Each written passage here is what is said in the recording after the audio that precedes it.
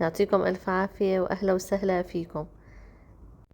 وصفتنا لليوم من الأكلات القديمة، وتعتبر أكلة تراثية ومميزة وكتير طيبة ومفيدة. وصفتنا لليوم الشلباطو أو الرز بالكرنب. والكرنب هذا شكله حبيت فرجيكم إياه للي ما بيعرفه. هذا هو الكرنب. غسلت حبة الكرنب وبقشرها،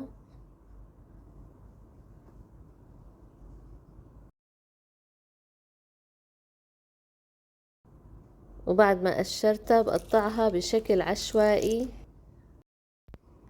قطع ما تكون كتير صغيرة، بهذا الحجم.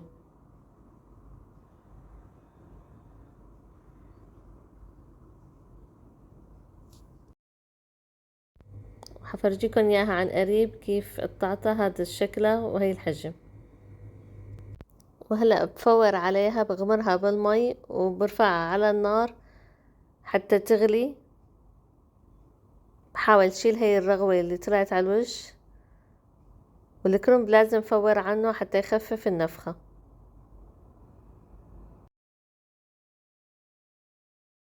وهلأ بتركها على النار تغلي 5 دقايق، وبعد 5 دقايق بشيلها بصفيها من المي، وهيك صارت جاهزة للطبخ. فيكم تصفوها وتبردوها، وبعد ما تبرد تحتفظوا فيها بالتلاجة. وهي طريقة تفريز الكرنب.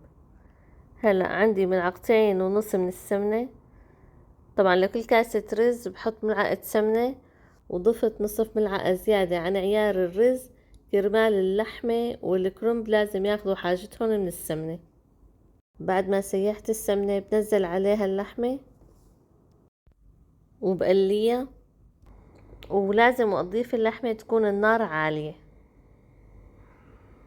واللحمة فيكم تستخدموها إما ناعمة أو خشنة، والأفضل تكون مدهنة شوي بتعطي طعم أطيب. وبعد ما استوت اللحمة حضيف رشة ملح ورشة فلفل أسود،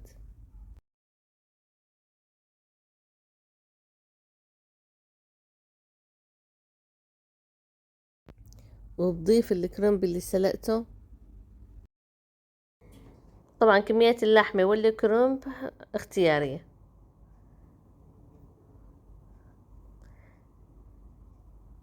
هلأ ضفت الكرنب وبقليه منيح بالسمنة.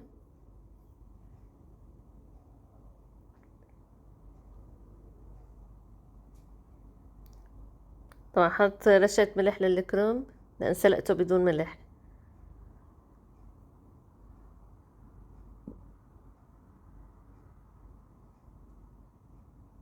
هلأ بقلبه بالسمنة، وبنزل عليهم ب2.25 كاس مي. عندي كاسين رز قصير مغسول ومنقوع مدة ساعة، وبحط لهم 2 كاسين مي، وبضيف ربع كاسة كرمال الكرنب، وبحط نصف ملعقة ملح. لكل كاسة رز بدها ربع ملعقة ملح. وهذا العيار بيخلي عندكم الرز مفلفل وكل حبة بحبتها. لكل كاسة رز حطوا كاسة مي، ملعقة سمنة، ربع ملعقة ملح. وبنضيف ربع كاسة لكل كاستين، بنضيف لهم ربع كاسة مي كرمال الكرنب. وانتوا زيدوا كمية المي او نقصوها حسب كمية الرز اللي عندكم. وبعد ما غلت النصفة شلت شوي من الكرنب لحتى زين فيهم، وضفت الرز بقلبهم تقليبة. شوفوا تقريبا عيار المي فوق الرز بنص سنتي او سنتي.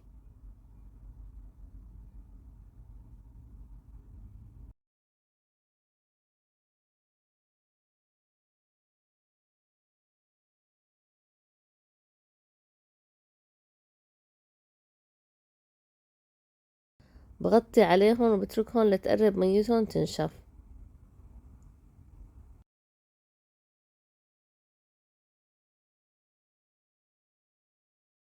وبعد 5 دقايق بعملهم تقليبة بسيطة، وشوفوا المي بلشت تنشف.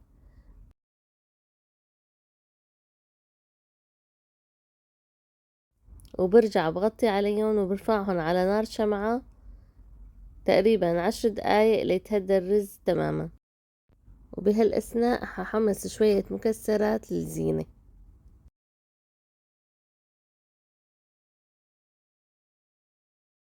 وهي الرز تهدى وصار جاهز للتقديم.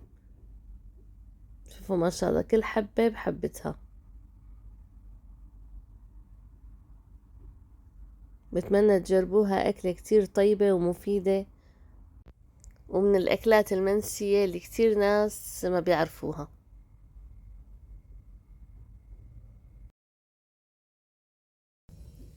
وهلأ بننتقل للمرحلة الأخيرة، مرحلة التقديم.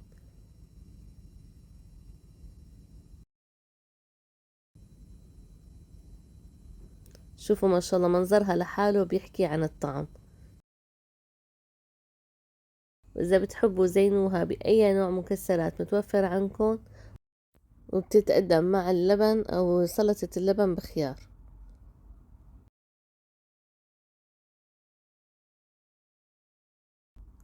وصحتين وعافية.